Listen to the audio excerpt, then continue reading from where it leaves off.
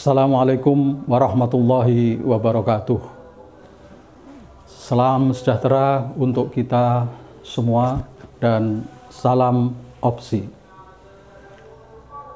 Bismillahirrahmanirrahim. Apa kabar saudaraku? Piye kabarmu dulur? Semoga sehat dan sejahtera selalu. Amin. Dulur, salam kenal dan bertemu di program Opsi, obrolan politik, narasi, dan kontroversi. Sobat Opsi, program Opsi ini kita hadirkan sebagai satu media komunikasi dan analisis yang kritis terhadap isu-isu politik, narasi, dan kontroversi yang ada di sekitar kita. Tentu ini bukan sekedar obrolan tanpa arti, melainkan obrolan ini harus bisa memberikan solusi dan opsi-opsi bagaimana kita menghadapi persoalan-persoalan yang ada di sekitar kita itu. Idealnya sih begitu. Tetapi kalau isu yang kita bahas ini terlampau pelik dan rumit, dan kemudian kita tidak mampu memberikan solusi atau opsi, ya harap dipersori. Jadi nyantai aja bro, kita ngobrol bareng di sini. Oke, Sobat Opsi, program Opsi perdana kali ini akan membahas sebuah isu yang beberapa waktu terakhir ini sempat menggegerkan masyarakat Kediri. Isu apa itu? Nah, ini berkenaan dengan pemberitaan adanya dugaan keras salah satu camat di Kabupaten Kediri yang diduga kuat telah melakukan tindakan-tindakan politik praktis dengan memfasilitasi salah satu caleg atau calon legislatif dari partai politik tertentu. Wah, tentu ini akan menarik. Mengapa kok bisa camat itu memfasilitasi caleg partai politik tertentu itu? Bukankah camat itu seorang PNS, dan PNS itu dilarang untuk berpolitik praktis? Nah, justru menariknya di situ. Jadi kontroversinya di situ. Di satu sisi camat itu PNS yang tidak boleh berpolitik praktis, tetapi faktanya kemarin ada indikasi kuat bahwa Pak Camat ini sedang bermain politik praktis. Baik sobat sekalian, kita akan membahas ini nanti. Kita ngobrol bareng berkaitan dengan kasus ini, dan saya akan bacakan beberapa informasi yang berkaitan dengan hal itu, baik itu dari media cetak maupun terutama media online. Apa sih kasusnya dan bagaimana ceritanya? Baik, saya akan bacakan sebuah berita yang dimuat di media online kediripost.co.id. Berita ini ditulis pada tanggal 22 Mei 2023. Judulnya, Camat di Kediri mulai bermain politik praktis, tanda tanya besar. Camat Taroan giring perangkat desa dukung caleg PDIP, tanda tanya besar. Nah, saya baca sepintas dari pemberitaannya. Persoalan pejabat di lingkungan Pemkab Kediri, Jawa Timur ditengarai mulai mengarah ke dugaan indikasi bermain politik praktis, mendukung salah satu calon legislatif dari partai tertentu mulai muncul ke permukaan. Setidaknya tengara adanya indikasi kemungkinan pejabat struktural pemerintah di lingkup Pemkab Kediri yang mulai bermain politik praktis itu terlihat dari surat yang dikeluarkan oleh Camat Taroan Suharsono yang mengundang para perangkat desa di Kecamatan Taroan untuk silaturahim dengan salah satu bakal calon anggota legislatif Pulung Agustanto dari PDIP. Berdasar surat resmi Camat Tarokan yang menggunakan kop resmi dengan logo Kabupaten Kediri itu, para perangkat desa dikumpulkan di Balai Desa Kalirong, Kecamatan Taroan pada jam 14.00 atau jam 2 siang. Situasi ini seakan serupa dengan situasi saat menjelang pemilihan Bupati Kediri tahun 2020 lalu, di mana sejumlah camat dan perangkatnya terang-terangan secara terbuka mendukung nama calon Bupati Kediri. Oke, itu aja yang saya bacakan. Ya.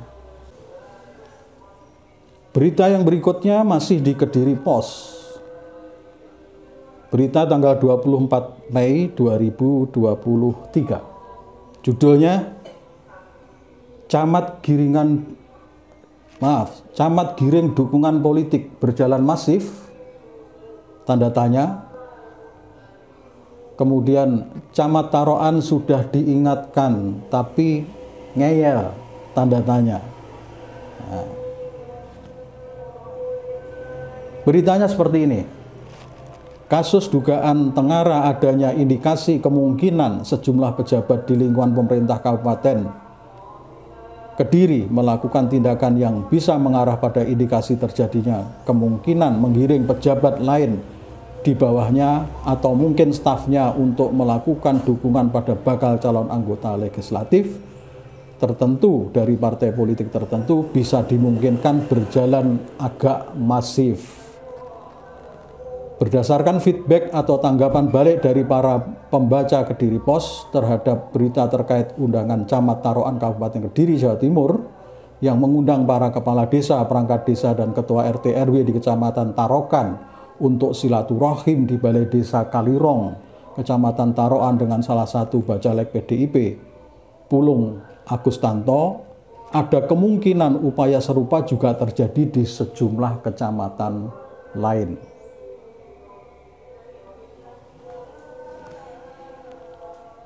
Saya lanjutkan. Meskipun acara silaturahim yang dikoordinir Camat Tarokan itu dibatalkan, tetapi kemungkinan hal serupa dilakukan kecamatan lain. Maksudnya begini, tetapi isu kemungkinan hal serupa dilakukan di kecamatan lain terus merebak. Ada komentar yang dikutip oleh redaksi yang diambil dari WA.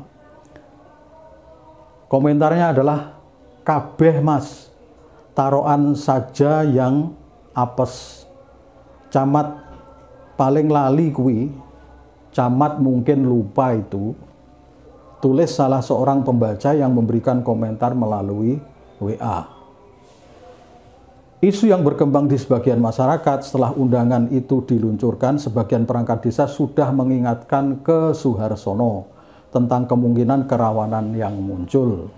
Namun Suharyono meyakinkan bahwa itu gak masalah, karena di kecamatan lain juga tidak masalah. Sudah ada yang mengingatkan itu, tapi camat ngengkel, ujar sumber Kediri Pos di kawasan Desa Kalirong. Oke, itu dua berita yang nanti bisa kita jadikan titik tolak kita berdiskusi pada edisi perdana program opsi kali ini.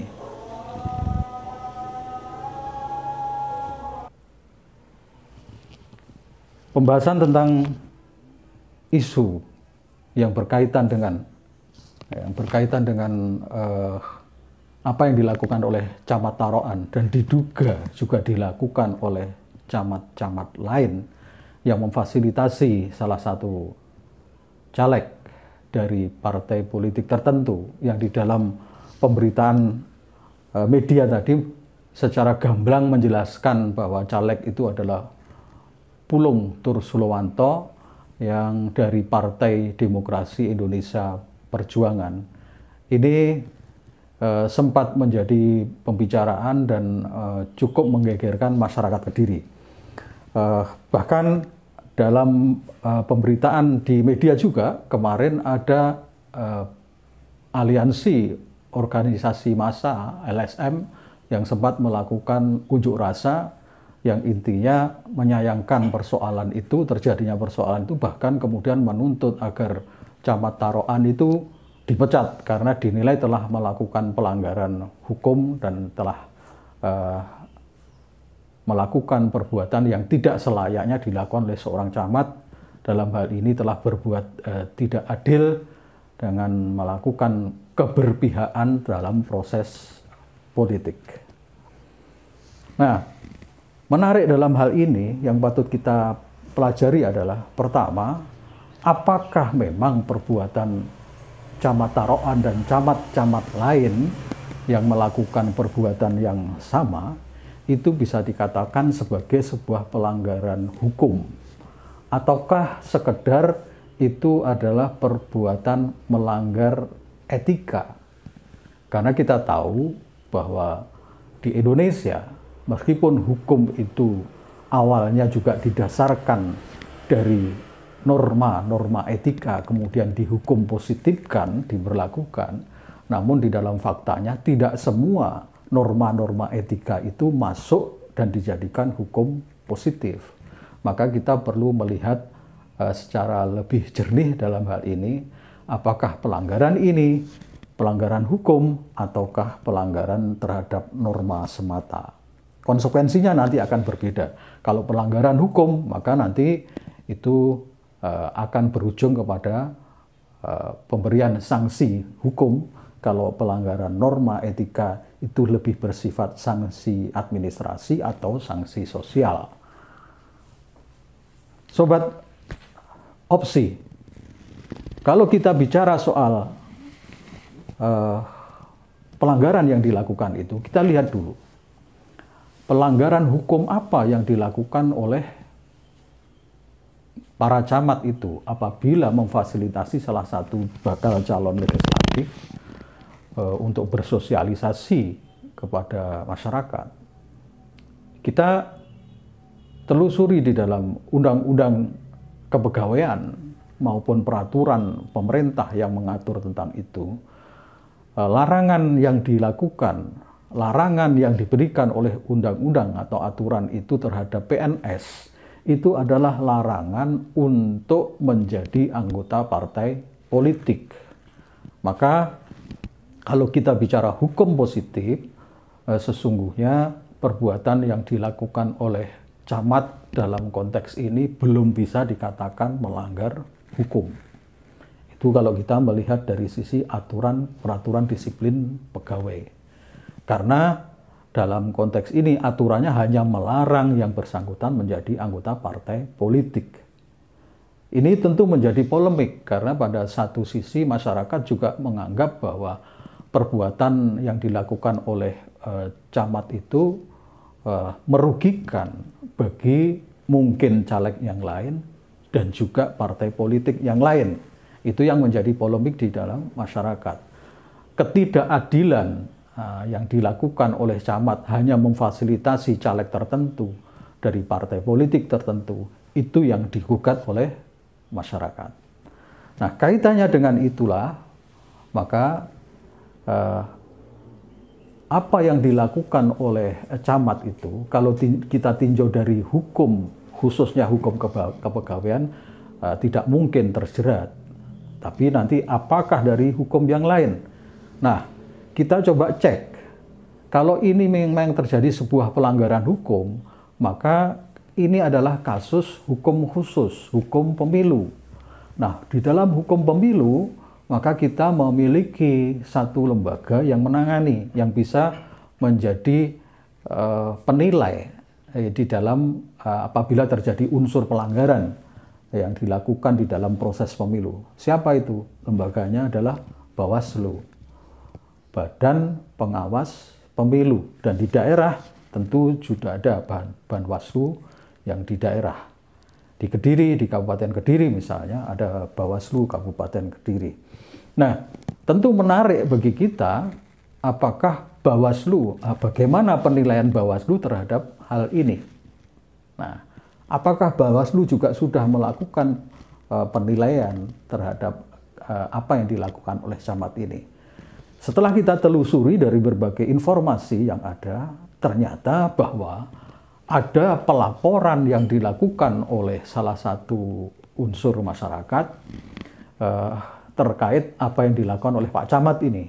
Dilaporkan kepada Bawaslu karena diduga dia telah melakukan pelanggaran hukum khususnya di dalam pelaksanaan pemilu. Nah, lalu apa yang simpulan yang dilakukan oleh Bawaslu terhadap laporan ini? Apakah membenarkan atas dugaan dari laporan ini atau menolak atas dugaan laporan ini? Itu yang menarik. Nah, dari informasi yang kami peroleh, Bawaslu sudah melakukan pemeriksaan, sudah melakukan pengkajian terhadap masalah ini, dan kemudian juga telah membuat putusan atas laporan ini dan memberikan jawaban atas laporan ini kepada pelapor. Nah, dari laporan itu bisa kita tarik kesimpulan seperti ini. Nah, ada 2 poin penting yang dilakukan, yang diberikan oleh Bawaslu berkaitan dengan laporan itu. Yang pertama, menyatakan bahwa camat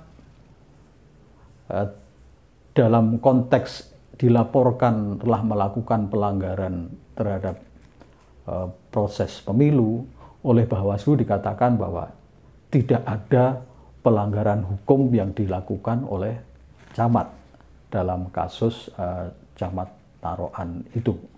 Itu yang pertama. Yang kedua, Bawaslu juga menyampaikan bahwa di dalam pelaksanaan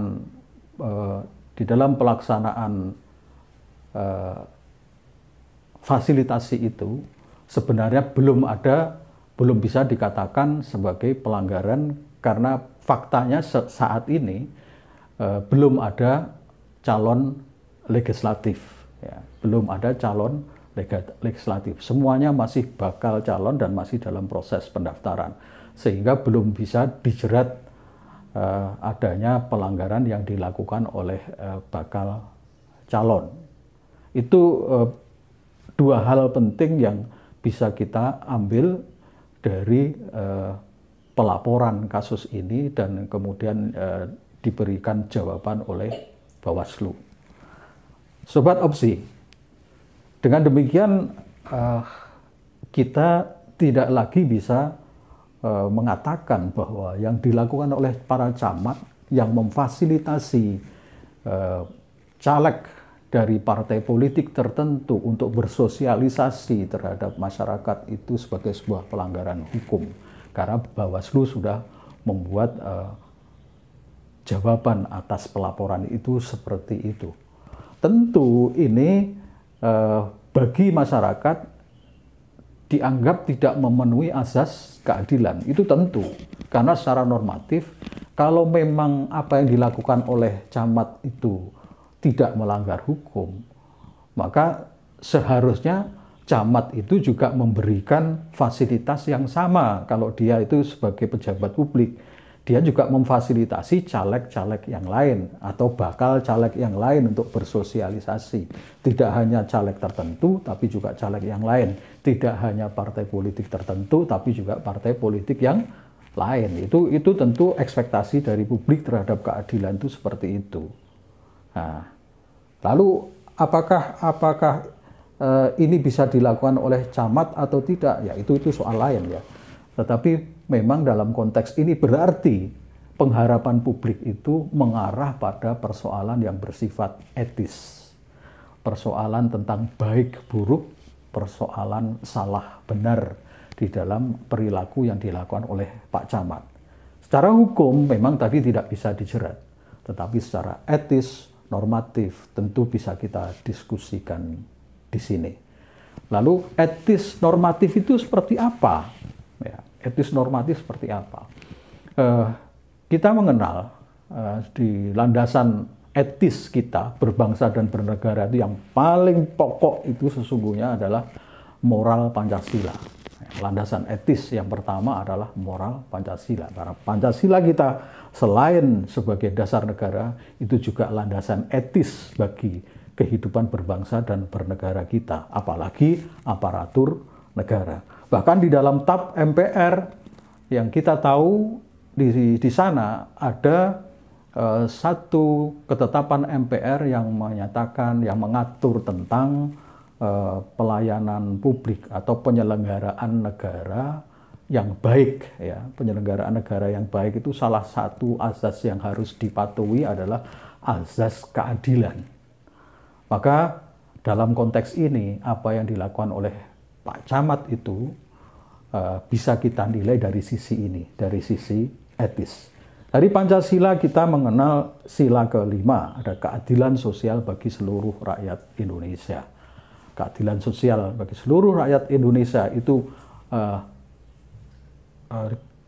memiliki posisi untuk kita jadikan sebagai tolok ukur. Apakah yang dilakukan oleh Pak Camat itu telah memenuhi azas keadilan.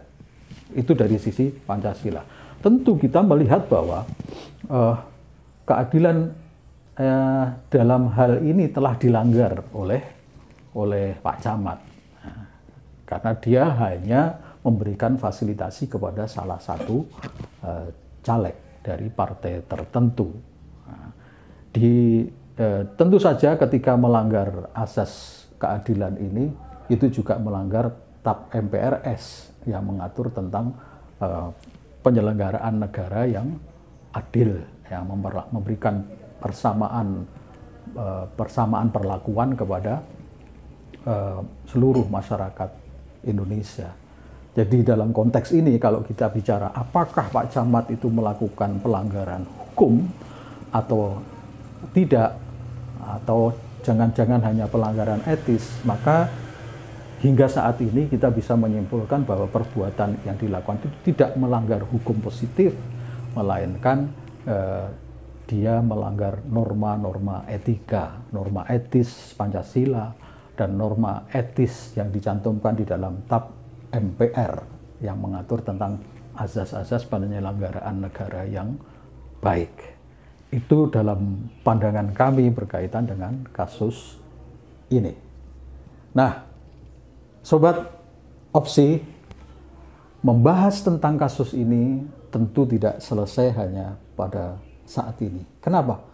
Karena sesungguhnya masih ada topik yang lebih menarik di balik kasus ini. Apa itu? Nah, ini akan kita bahas pada opsi yang akan datang. Bocorannya, apa yang akan kita bahas? Yang kita bahas adalah bagaimana mungkin Camat mengirim surat kepada perangkat yang isinya itu memfasilitasi caleg tertentu dari partai tertentu. Dan dia berani membuat surat resmi dengan kop, tanda tangan, stempel kecamatan. Ya. Sementara yang dilakukan itu jelas-jelas melanggar norma etis. Tentu ada penyebabnya di belakang itu. Satu. Kedua, apakah yang dilakukan oleh Camat Taroan itu adalah satu-satunya di antara yang lain? Apakah hanya dia atau ada camat yang lain? Fakta sudah ada informasi bahwa pemberian fasilitas itu telah dilakukan oleh camat yang lain juga. Tetapi camat yang lain memang tidak melakukannya dengan membuat surat tertulis. Tapi perbuatan memberi fasilitasi kepada caleg itu telah dilakukan. Pertanyaan nakalnya atau pertanyaan kritisnya adalah, apakah camat itu berinisiatif tersendiri di dalam memfasilitasi itu?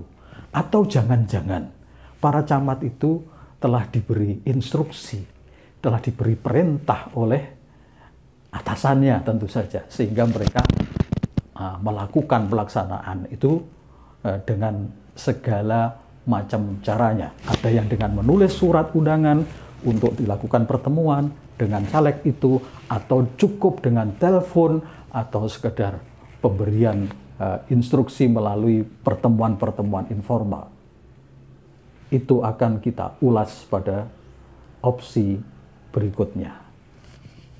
Sobat Opsi, ini edisi perdana opsi yang bisa kami sampaikan. Semoga bisa memberi manfaat kepada kita semua, dan kita jumpa lagi di dalam opsi pada tayangan berikutnya. Tetap semangat untuk Indonesia yang lebih baik. Salam opsi. Assalamualaikum warahmatullahi wabarakatuh.